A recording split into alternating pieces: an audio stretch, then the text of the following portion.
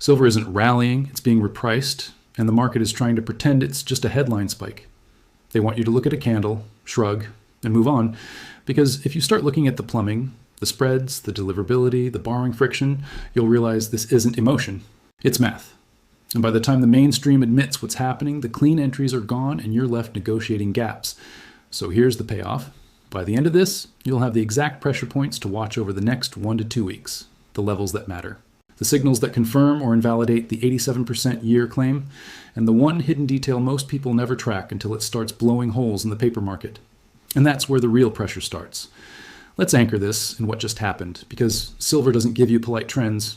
It gives you speed, whiplash, and forced decisions.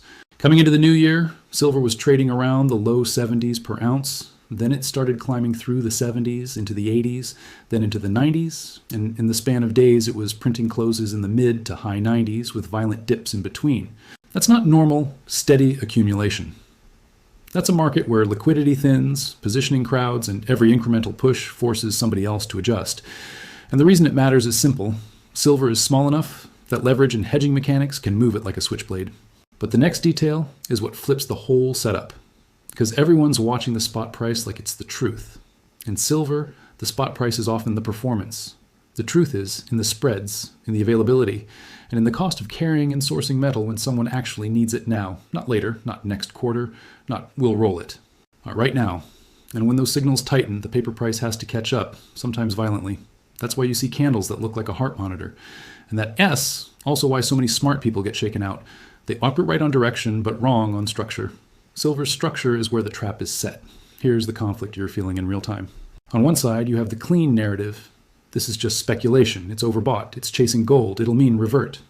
On the other side, you have a growing set of constraints. Industrial demand that doesn't politely wait for dips. Supply that can't ramp quickly because so much silver is produced as a byproduct. And a financial system that uses futures, options, and rolling positions to provide liquidity. Until the day that liquidity is demanded as delivery and the whole illusion gets stress tested. The crowd hears overbought and relaxes. The market makers hear tightness and start widening spreads, raising margins, and leaning on hedges. Those are not the same world. And if you're only watching the headline world, you'll always feel late. But that's not the part that matters. The part that matters is what the market is forcing participants to do. Because markets don't move because people feel things. They move because positioning, risk limits, hedging rules, and procurement needs collide at the same time. This is where that economic reset framing becomes useful if you interpret it correctly. It's not a single event where someone rings a bell and says, reset. It's a regime shift where the cost of real assets, real inputs, real supply chains, and real collateral is being renegotiated against paper promises. And silver lives at the exact intersection of money metal, psychology, and industrial input necessity.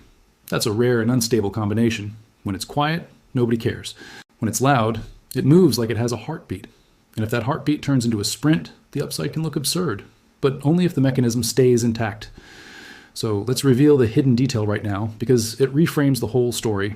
The tightness shows up first not in the headline price, but in the friction around getting the metal. That friction can take different forms. Premiums that widen, borrowing that tightens, location and deliverability that becomes a negotiation instead of a click, and time spreads that start behaving like the market is paying extra for immediacy. That's the part most people miss. They see a high price and assume plenty of supply. In commodities, a high price can be the symptom of a shortage that already happened. In silver, because the market is smaller and more leveraged, the shortage can express as a series of micro shortages. Tightness in certain bar types, certain vault locations, certain delivery windows, certain borrowing terms. Those micro shortages are where squeezes are born. And the squeeze doesn't need Hollywood villain manipulation to happen. It just needs incentives. Shorts rely on rolling. Market makers rely on hedging. Arbitrage relies on smooth transport and financing. Industrial buyers rely on predictable procurement.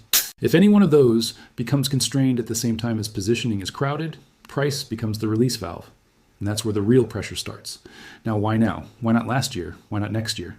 Because calendars are catalysts. Markets compress risk into specific windows, and silver is one of the most calendar-sensitive trades out there. You've got month-end and quarter positioning, where funds care about what they show. You've got policy meetings and rate expectations that jerk currencies and real yields. You've got options expiries, where gamma can either dampen moves or amplify them. You've got delivery windows where the paper market has to prove it can translate to physical, even if only for a minority of contracts. Put all of that into a market that just sprinted from the low 70s to the high 90s in a few weeks, and you create a situation where small triggers produce big reactions. Thin liquidity into a weekend, a macro headline that changes the rate path by 25 basis points, a hedge fund that needs to cut risk because margin is rising, a producer that decides to hedge forward and drags the curve, a big buyer that stops waiting and takes what's available. These aren't conspiracy. These are the mechanics of a stressed system. And if this next window triggers forced buying, the move doesn't ask permission. It accelerates. But this is crucial. If the window passes and liquidity returns and positioning unwinds cleanly, silver can drop hard even if the longer-term thesis is intact. So you don't marry the candle. You track the constraints. Now let's talk about the most misunderstood concept in silver: paper versus physical price discovery. Futures markets are brilliant. They allow hedging, they provide liquidity, they compress information, and they make it possible for industrial users and producers to manage risk. But futures markets also rely on a quiet assumption that the ability to source deliverable metal exists at the margin, not the whole market, the margin. Most contracts get rolled, netted, or cash settled via offsetting. That's normal. The problem appears when the marginal demand for immediacy rises, while the marginal supply of deliverability gets sticky. Suddenly, the market isn't pricing silver. It's pricing silver here now, deliverable, acceptable, financed. That's a different product. And when those two products diverge, the spreads start screaming. The spot quote can look calm while the cost to actually secure the metal is climbing. Then the spot quote snaps to reality. That snap is what people call explosive. It's not magic. It's a repricing of constraints. And that's where the real pressure starts. This is where inventory categories matter. People love pointing at total inventory and saying, see, there's plenty. But in the real world, metal held in a vault is not the same as metal offered for sale. Some is pledged, some is allocated to clients, some is held as strategic stock, some is the wrong form factor for immediate delivery, and crucially, even metal that technically qualifies can be eligible without being available. That distinction is everything. Because when a delivery window arrives and participants seek metal that can actually settle obligations, the market doesn't care about your spreadsheet total.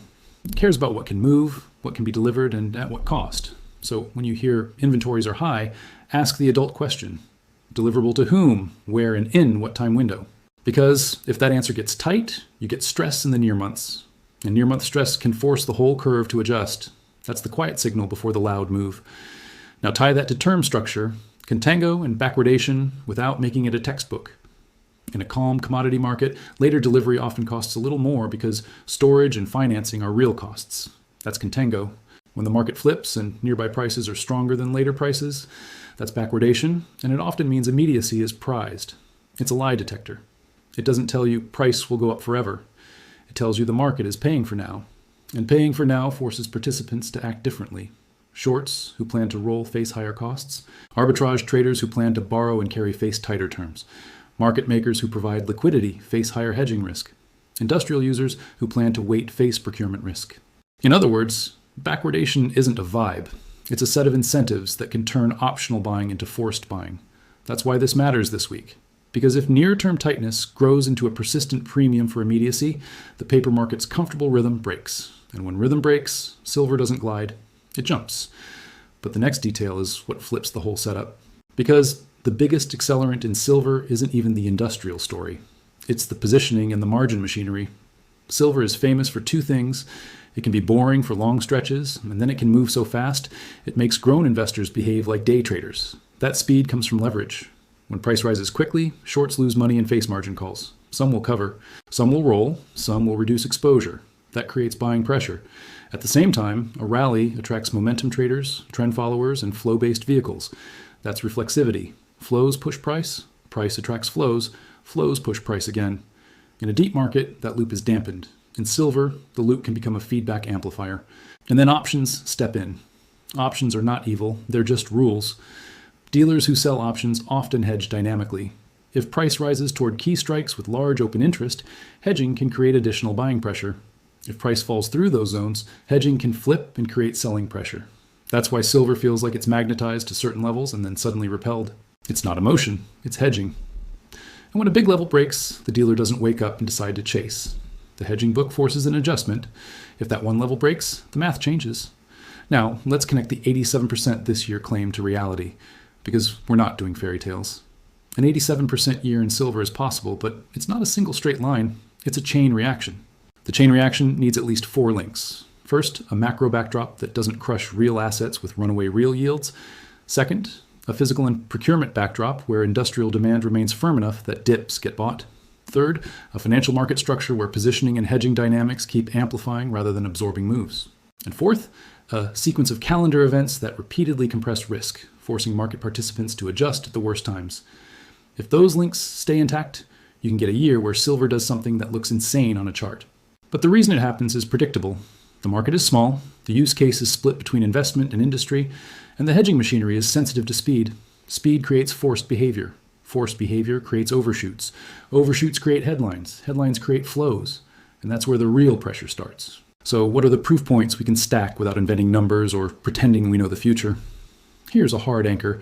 The silver market has been running structural deficits in recent years, with industrial demand reaching record levels in 2024 and the market still showing a notable deficit in that same year. That's not a meme.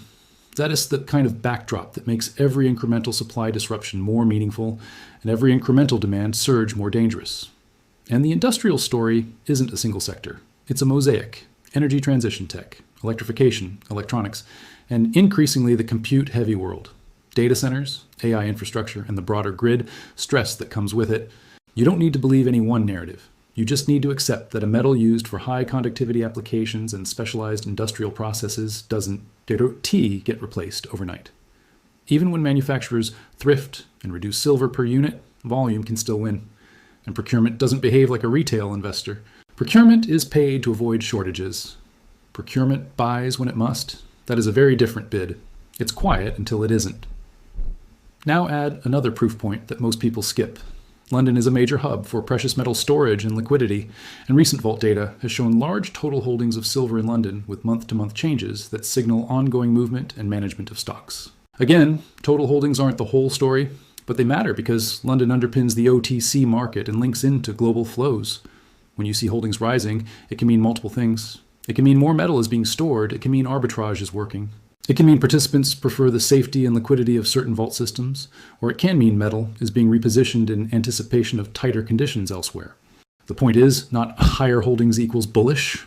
The point is the system is actively managing metal, and metal movement reveals stress points.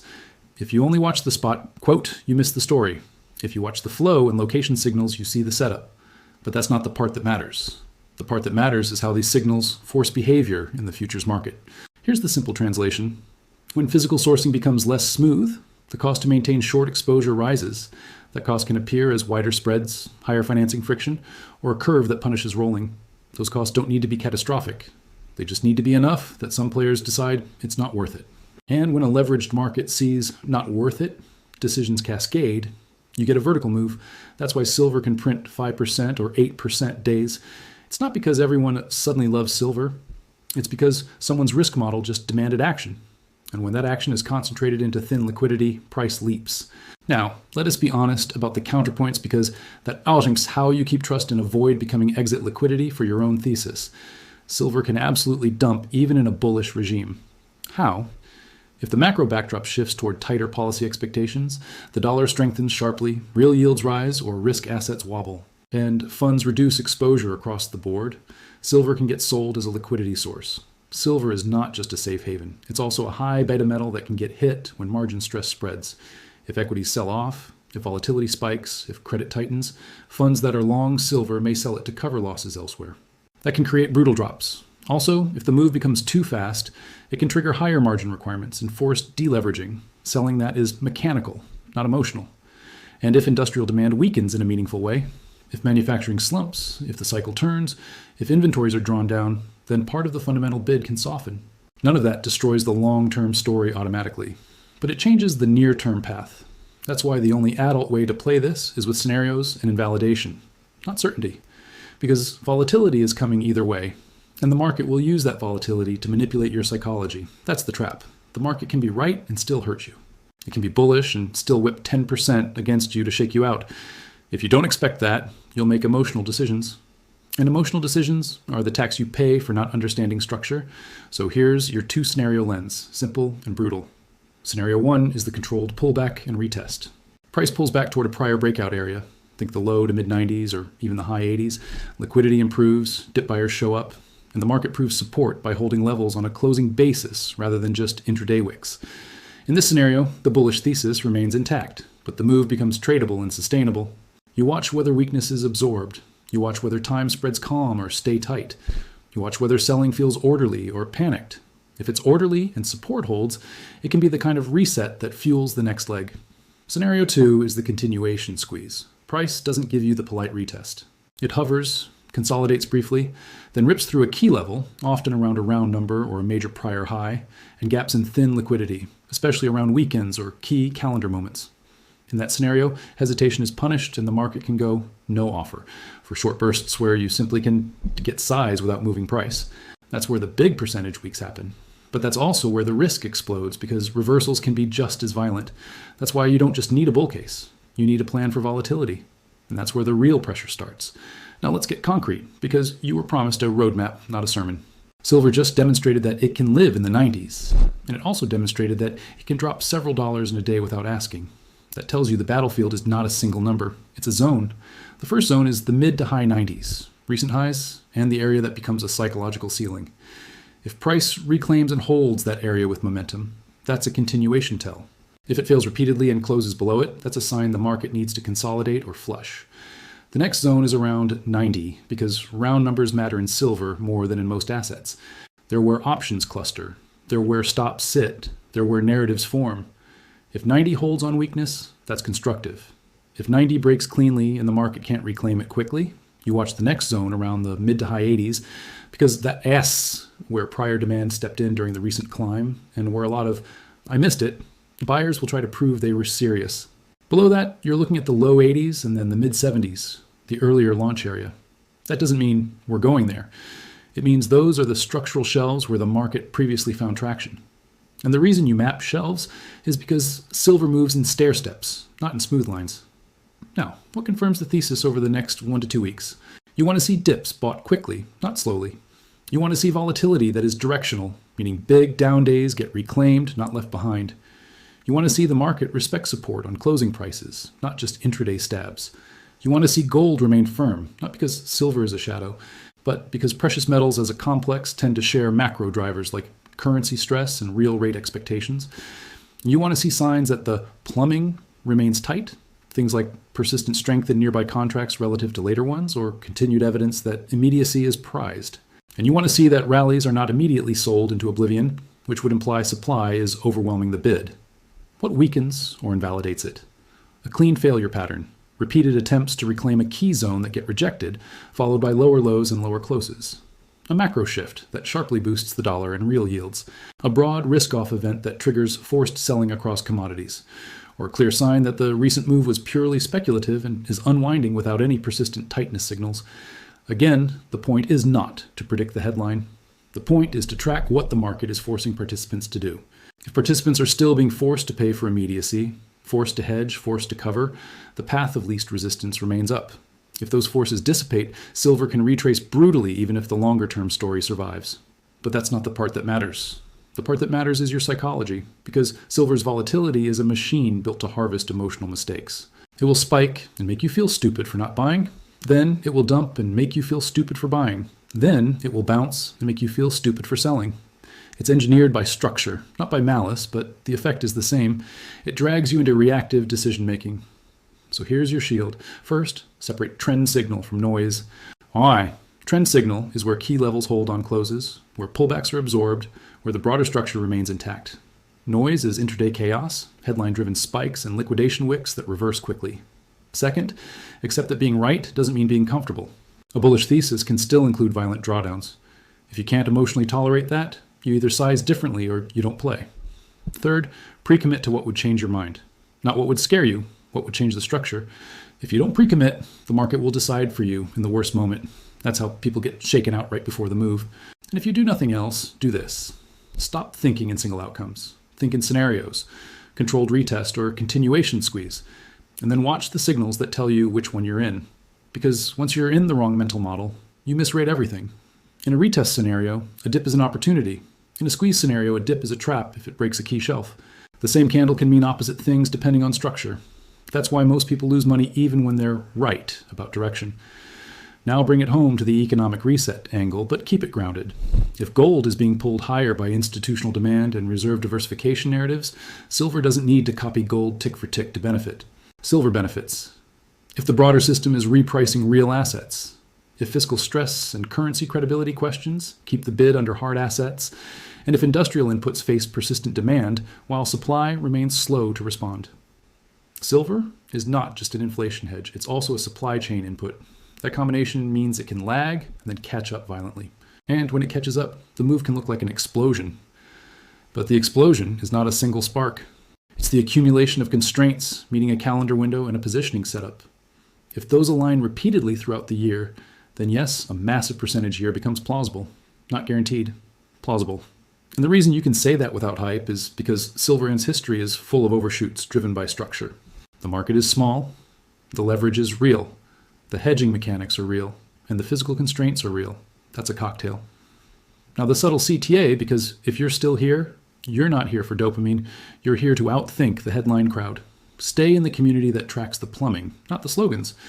When you see people screaming certainty, you'll know they're selling a feeling. When you see people tracking spreads, delivery windows, structure, and risk, you'll know they're building an edge. Over the next week or two, watch the mid to high 90s as the pressure lid. Watch 90 as the line that flips the math. Watch the mid to high 80s as the first real prove-it shelf. And watch whether weakness gets absorbed quickly or bleeds. If we get the controlled retest, you'll know because support holds and the market stops rewarding panic. If we get the continuation squeeze, you'll know because the market stops offering you polite entries and starts moving in jumps, especially around thin liquidity windows. Either way, don't let volatility pick your decisions for you. Let structure do it. And if you remember one metric to respect, it's this: the market's preference for immediacy, because when now gets expensive, paper promises get tested. And that's where the real pressure starts.